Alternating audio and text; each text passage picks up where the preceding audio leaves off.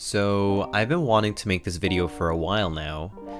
Billed as Battle of the Baddest, reigning WBC heavyweight champion Tyson Fury and former UFC heavyweight champion Francis Ngannou gave the fight world an epic crossover match which provided a fascinating intersection of boxing and MMA, two distinct disciplines with contrasting skill sets. Here's a quick 30-second highlight reel of the biggest moments in the fight. Protect yourselves at all times, men. Touch gloves now, you're boxing at the bell. Oh, he catches him off guard!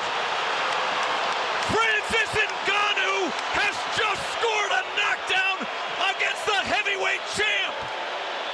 Anything can happen, it just did!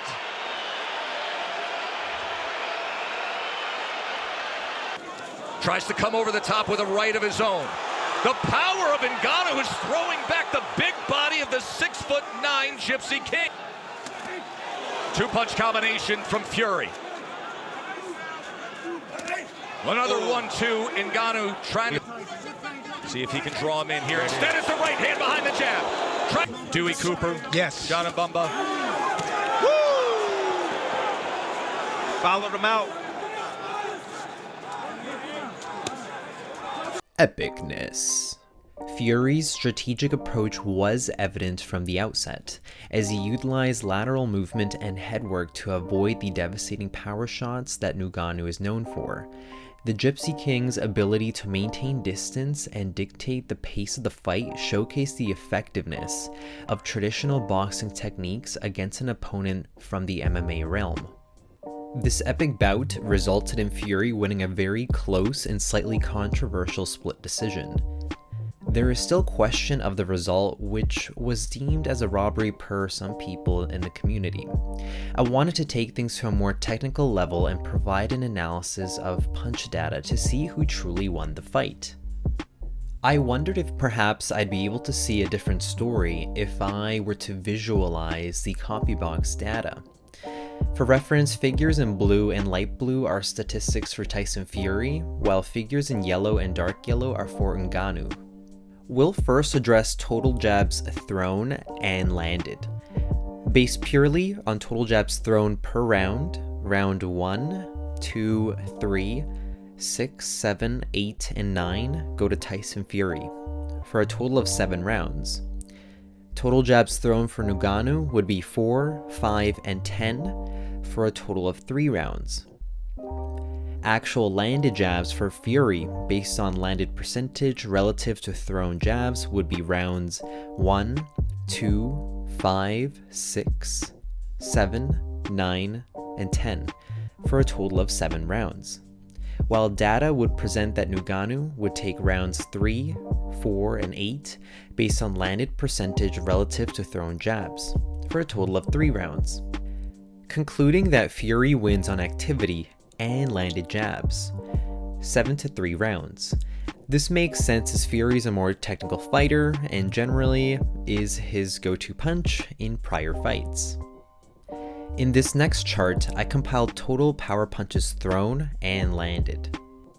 Fury takes round 2 and 4 based on power punches thrown, only 2 rounds for Fury, while Ngannou takes round 1, 3, 5, 6, 7, 8, 9, and 10 based on power punches thrown, a whopping 8 rounds for Ngannou. Actual landed power punches for Fury based on thrown relativity would be rounds 1, 5, 9, and 10. 4 rounds with 1 round going either way, while data would present that Ngannou would take rounds 2, 3, 4, 6, 7, and 8. 6 rounds for Ngannou, with again 1 round that can go either way. Concluding that Ngannou takes total thrown and landed power punches, roughly 6-4 rounds, with again the first round going to either fighter. Finally, we will review total punches thrown and landed for both fighters. This would include jabs and power punches. Fury takes round 1, 2, 4, and 9 on total punch activity, 4 rounds for Fury, while Ngannou takes 3, 5, 6, 7, 8, and 10 on total punch activity, 6 rounds for Ngannou. giving round 3 to Ngannou since he scored the knockdown, and Fury only landed a single jab. Total landed punches for Fury would be rounds 1, 2, 5, 6, 7, 9, and 10. 7 rounds for Fury, while Ngannou takes rounds 3, 4, and 8 for total punches landed. 3 rounds. However, it's hard to forget that Ngannou had a knockdown in the 3rd round, which would then technically bring the scorecards to 5-4 for Tyson Fury, winning on a slight edge. Addition to this, 1 to 2 rounds could have also gone to either fighter, given that the punch output were close to identical. Let's not forget as well that crowd reaction and biases from judging in person accounts for the judges to sway their scoring.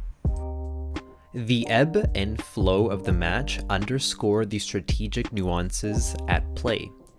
Fury's calculated approach contrasted with Ngannou's quest for a fight-ending blow, as we could see from the data as he catered towards that one-punch knockout, creating a tension that resonated with both boxing and MMA enthusiasts.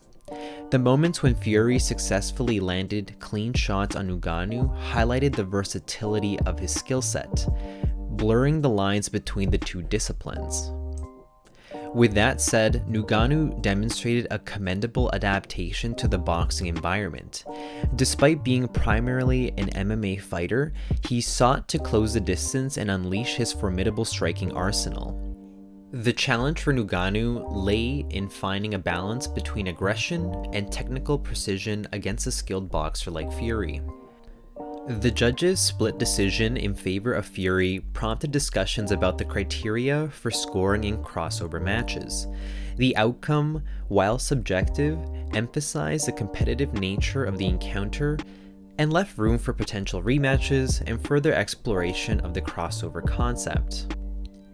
In retrospect, the Tyson Fury and Francis Ngannou bout can be seen as a pivotal moment in combat sports, sparking debates about the viability and the excitement of crossover matches. It served as a microcosm of the ongoing convergence between boxing and MMA, providing valuable insights into the challenges and opportunities presented when fighters from different backgrounds collide in the quest for supremacy. Personally, despite Ngannou winning the event and accomplishing what many MMA fighters couldn't accomplish when trying their hand at boxing, I do agree with the judges that Tyson Fury is the technical winner. What did you guys think? Give me a comment below. Let's chat about it.